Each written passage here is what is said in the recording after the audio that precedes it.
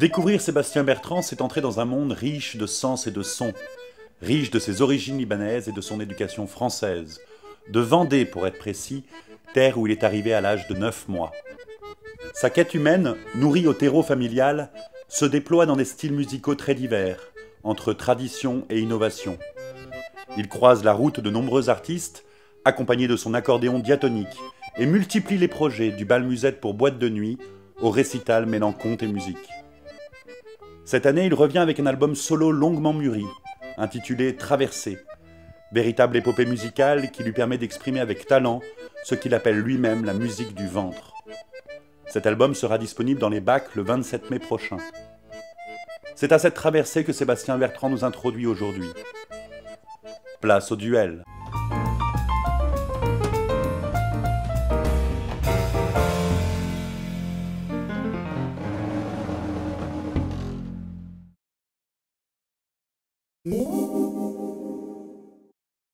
Je dirais Atlantique.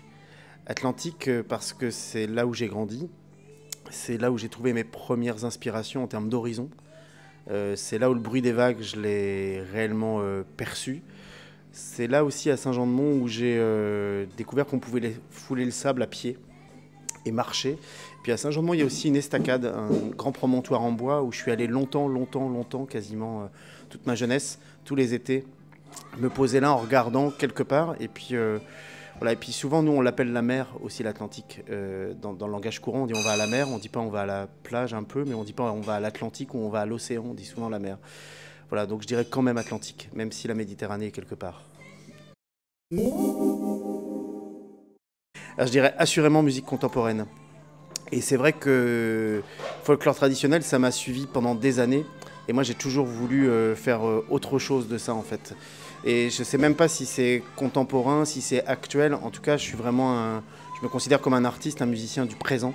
Même si j'ai eu cette chance d'avoir un ancrage, qu'on m'a transmis une culture, que j'ai pu l'adopter, l'éprouver, la ressentir. Mais tout gamin, d'ailleurs, j'ai dit à mon père, le sabot, le chapeau, tout ça, j'en veux pas. Et je voulais être à égalité quand j'étais au collège ou en lycée avec ceux qui faisaient le club musique avec la batterie, la guitare électrique. Même si je joue de l'accordéon diatonique, pour moi aujourd'hui, je marche dans un monde vivant et c'est ce qui m'intéresse réellement. Ça, c'est une super question. Je dirais respiration. Respiration parce qu'en fait, on pense souvent l'accordéon avec le souffle. Et pour moi, en fait, c'est comme un prolongement. Et le soufflet est un prolongement. Et je dirais que si je respire pas avec l'accordéon, la musique viendra pas, en fait. Donc on peut parler de souffle, effectivement, mais respiration, il y a l'idée qu'il y a ce mouvement, il y a le cœur. En plus, le diatonique, on a une note en poussée, une note en tirée. Du coup, il y a même des moments où on est dans une espèce de saccade, de tachycardie. Et donc, il y a cette idée, ouais, il faut le faire respirer, il faut le faire vivre. Et d'ailleurs, moi, j'ai le souvenir que les gamins, quand je donnais des cours, la première chose que je leur faisais faire, je leur disais, fais respirer ton accordéon. Trouve le rythme avec. Et je disais aussi aux parents, s'il n'y a pas une rencontre avec l'instrument, ça ne fonctionnera pas. Et je crois que c'est comme dans une rencontre amoureuse, il faut qu'il y ait la respiration d'abord, et le souffle peut venir ensuite. Je vais dire communauté, en fait, parce que j'ai grandi dans une communauté, en fait. Même si la cellule familiale est hyper présente et très très importante, j'ai grandi dans une communauté et j'ai été recueilli à Beyrouth dans un orphelinat qui est une communauté. On dit la communauté Saint-Vincent-de-Paul, les filles de la charité. Et j'ai un papa qui est ethnologue, mais qui est aussi un fou du monde associatif, qui a créé 10 000 associations. Et c'est vrai que du coup, quand je suis arrivé, moi, comme enfant adopté, il y a eu la cellule familiale, effectivement, mais tout de suite, la communauté autour, le village. En plus, dans les années 70, quand je suis arrivé, 73, l'adoption, c'est pas un truc courant dans un village de 5-6 000 habitants. Donc il y a une communauté qui s'intéresse, il y a une communauté qui vous regarde. Et puis ensuite, il y a le collectage que j'ai fait avec mon père, aller voir les personnes âgées. Aller voir les personnes âgées du territoire où on vivait. Et pour ça, moi, ça constitue réellement une communauté. Aujourd'hui, il n'y a pas une ferme où je ne suis pas connu. En tout cas, si je rentre, on va me reconnaître. Ou en tout cas, si je donne mon nom ou si je sors l'accordéon, la communauté s'ouvre. Donc, assurément communauté. Je vais dire jazz. Je vais dire jazz, pas pour la partie improvisée, mais je pense pour la partie libre. Je dis volontairement ça parce que je ne suis pas un improvisateur.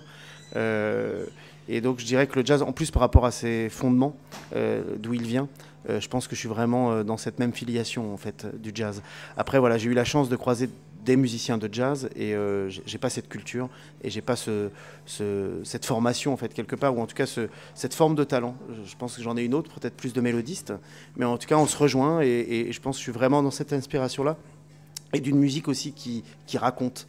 Et ça, c'est ce qui me touche aussi dans le jazz, même si le musette raconte quelque chose. Mais dans le jazz, je pense qu'il y a vraiment ce prolongement aussi du musicien. Et c'est ce qui m'intéresse. Le musette, c'est que c'est aussi connoté, tellement connoté par rapport à l'accordéon. Et en même temps, musette, c'est aussi populaire.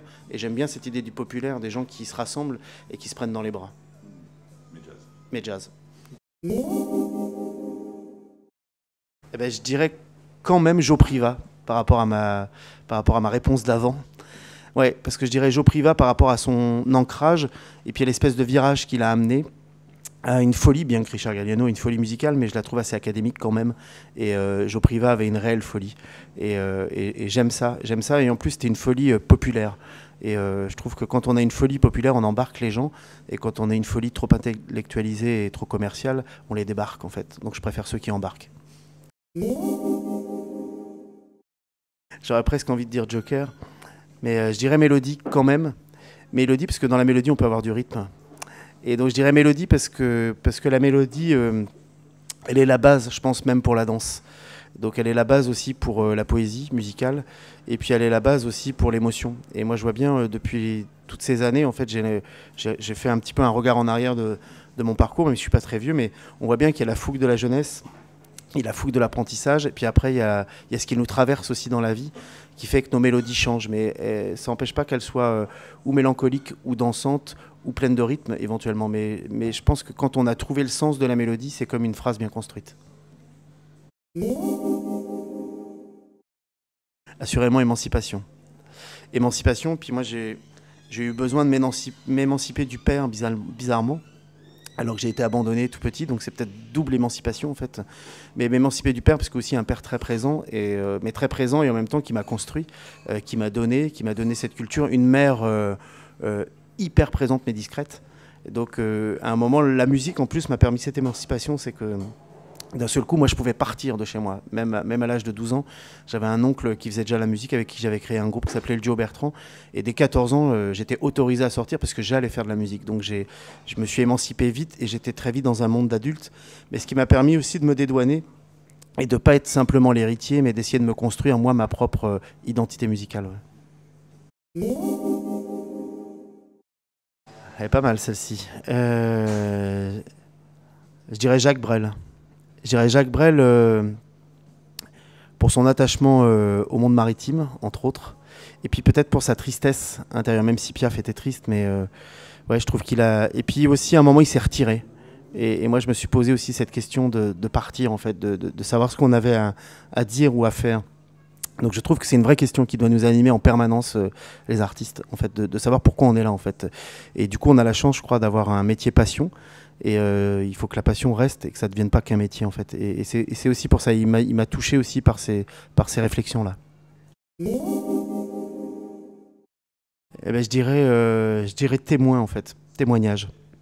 Parce qu'effectivement, moi j'ai été pétri par la mémoire, mais je pense que le témoignage, il a de sens parce qu'il est pas ancré dans une idée que ça doit rester quelque chose qu'on doit sublimer. Et le témoignage, c'est vraiment lié aussi à l'expérience. Et je trouve ça intéressant d'ailleurs par rapport à tous les gens que j'ai croisés en collectage. Ils sont souvent positionnés comme témoins d'une époque. Et moi je pense qu'aujourd'hui je suis témoin du monde qui m'environne et je cherche à être témoin de ma propre histoire et c'est ça qui m'intéresse aussi. Et si j'étais que dans la mémoire de mon histoire, je crois que je serais assez triste en fait. Voyageur. Bien qu'on ait créé à une époque un festival qui s'appelait Nomade. Voyageur, oui, parce que voyageur, je pense que c'est qu'on sait où on va revenir. En tout cas, j'ai cette impression. Et voyageur, pour moi, il y a l'idée aussi on part avec quelque chose qu'on a dans sa besace. Peut-être que les nomades l'ont d'ailleurs, mais ouais, je dirais vraiment voyageur. Regard sur le monde. Ça m'intéresse, ouais, réellement. Et puis aussi parce que voyageur, on peut le faire à l'intérieur de sa propre communauté et sans forcément être nomade. Et je pense que c'est ce qu'on doit faire aujourd'hui. On peut être voyageur avec son voisin de palier. Voyageur avec sa famille, voyageur avec son grand-père, sa grand-mère. Voilà. Et je pense que si on était plus voyageurs les uns avec les autres, il n'y aurait pas les problèmes du moment. Ouais. Donc redevenons des voyageurs. Joker. franchement, je trouve que les deux se relient pour moi, assurément. Je crois à la fois être enraciné et être dans l'universel. Donc je ne peux pas choisir, en fait. Je pense que si je devais me définir, ça serait ça, les deux mots. Donc je ne choisis pas, je donne un joker. J'ai plus de joker en plus. Eh ben, je dirais volontairement blonde. Voilà, parce que les blondes peuvent devenir brunes, c'est plus simple. Merci. Merci beaucoup.